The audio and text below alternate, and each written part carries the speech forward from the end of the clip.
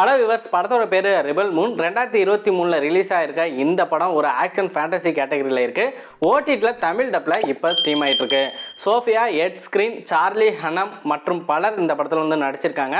Jack Snyder வந்து இந்த படத்தை வந்து டைரக்ட் பண்ணியிருக்காரு. 2 மணி நேரம் 14 நிமிஷம் படத்தோட ரன்னிங் டைம் இருக்கு. சரி, இந்த படத்தோட ஒன்லைன் ஸ்டோரி வந்து என்னன்னு பார்த்தீங்கன்னா, நிலவுல ஒரு கிராமத்தில் அமைதியான முறையில் தானியங்களை விவசாயம் பண்ணி வாழ்ந்துகிட்டு இருக்காங்க. இந்த கிராமத்தில் தான் நம்ம படத்தோட ஹீரோயின் கோராவும் வாழ்ந்துகிட்டு இருக்காங்க. ஒரு நாள் பார்த்தீங்கன்னா மதர் வேர்ல்டோட ஷிப் வந்து அவங்க கிரகத்துக்கு வந்து வருது. மதர் வேர்ல்டுங்கிறது எல்லா கிரகத்தையும் அடக்கி ஆளக்கூடிய ஒரு கொடூரமான ராணுவ ஆட்சி தான். மதர் வேர்ல்டோட ராஜா வந்து இறந்து போயிருப்பாரு. அதனால தற்காலிக ராஜாவா அட்மிரல் வந்து இந்த பதவியில் வந்து இருப்பாரு. அவன் ரொம்ப கொடூரமானவன், ஈவு இறக்கமே காட்ட மாட்டான், மக்கள்லாம் அடிமைப்படுத்துவான், கொலையும் பண்ணுவான். ஸோ அப்படி இருக்கப்ப இந்த கிராமத்துக்கு ஒரு பிரச்சனை வருது.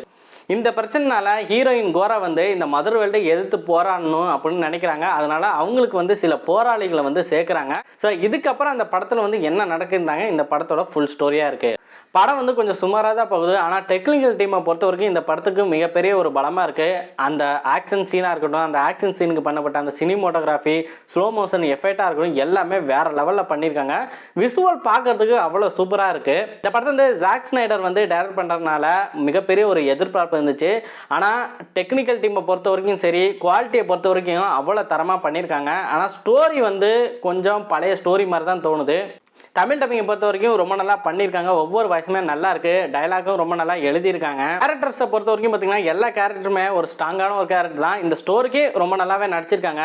ஹீரோயின் கேரக்டரில் நடித்த சோஃபியா வந்து முக்கியமான ஒரு கேரக்டர். கோராங்கிறவங்க யாரு, என்ன, எப்படி இந்த ஸ்டோரியில் வந்து அவங்க கனெக்ட் ஆகுறாங்கிற விஷயத்தனா சூப்பராகவே எக்ஸ்பிளைன் பண்ணியிருப்பாங்க. அது நல்லாவே புரியுது. ஒரு ஸ்ட்ராங்கான கேரக்டர் பார்த்தீங்கன்னா மதர் வேர்ல்டோட அட்மிரல் ராஜா தாங்க, தற்போதைய ராஜா. ஸோ அவரோட கேரக்டர் வந்து அவ்வளோ சூப்பராக இருந்திருக்குங்க. செம்ம ஒரு வில்லத்தனமா இருந்துச்சு. படத்தோட வில்லன் அட்மிரல் வந்து ஒரு மிருகத்தனமான ஒரு ஆள் தான். ஈவு இறக்கமே காட்டப்பட்டான். ஆனா படத்தோட கிளைமேக்ஸ்ல பாத்தீங்கன்னா ஒரு செம்ம ட்விஸ்ட் ஒன்று இருக்குங்க. பார்ட் 2ல வந்து இன்னும் மிருகத்தனமான ஒரு ஆளை வந்து பார்க்க போறீங்க அப்படிங்கிறத ஃபர்ஸ்ட் பார்ட்ல இவங்க வந்து ரிவீல் பண்ணியிருக்காங்க. ஏன்னா அந்த அளவுக்கு இருந்துச்சு கிளைமேக்ஸ். ஃபேமிலிக்கு வந்து இந்த படம் வந்து செட் ஆகுமான்னு கேட்டிங்கன்னா ஒரு சில இடத்துல வந்து கெட்ட வார்த்தைகள் வந்து யூஸ் பண்ணுறாங்க. ஸோ வயலன்ஸ் வந்து கொஞ்சம் அதிகமாக இருக்குது. ஃபேண்டசியான விஷயங்கள் இருந்தாலும் ஸோ ஃபேமிலியோட பார்க்குறீங்கன்னா கொஞ்சம் தனியாக பார்த்துட்டு அதுக்கப்புறம் வந்து இந்த படத்தை நீங்கள் பாருங்கள். இந்த படம் வந்து பார்ட் 1 தான். பார்ட் 2 வந்து ஏப்ரல் மாதம் வந்து ரிலீஸ் ஆகுற மாதிரி சொல்லியிருந்தாங்க. ஸோ அது மட்டும் இல்லை, இந்த படம் வந்து 2 மணி நேரம் தான் இருக்குது. இதோட எக்ஸ்டெண்ட் வெர்ஷன் வந்து சீக்கிரமே வந்து ரிலீஸ் பண்ணுவாங்க அப்படிங்கிற மாதிரி ஒரு நியூஸ் வந்துச்சு. ஸோ அது வந்து ஃபுல் அண்ட் ஃபுல் அடல்ட் பார்க்குற மாதிரியான ஒரு விஷயம் தான் இருக்குன்னு சொல்லியிருந்தாங்க. அதாவது வயலன்ஸ் அதிகமாக இருக்கும். ஸோ ஒரு சில சீன்ஸ்னால் வந்து அவங்க ஆட் பண்ணுவாங்கன்னு நினைக்கிறேன். இதில் வந்து கட் பண்ணியிருக்காங்களாம். நெட்ஃப்ளிக்ஸில் தமிழ் டப்பில் வந்து இந்த படம் வந்து இப்போ ஸ்ட்ரீம் ஆகிட்டு இருக்கு. இதே மாதிரி அடுத்த ஒரு படத்தோட ரிவ்யூவுடன் நான் உங்களை சந்திக்கிறேன். மறக்காமல் நம்ம சேனல் வந்து சப்ஸ்கிரைப் பண்ணிக்கோங்க.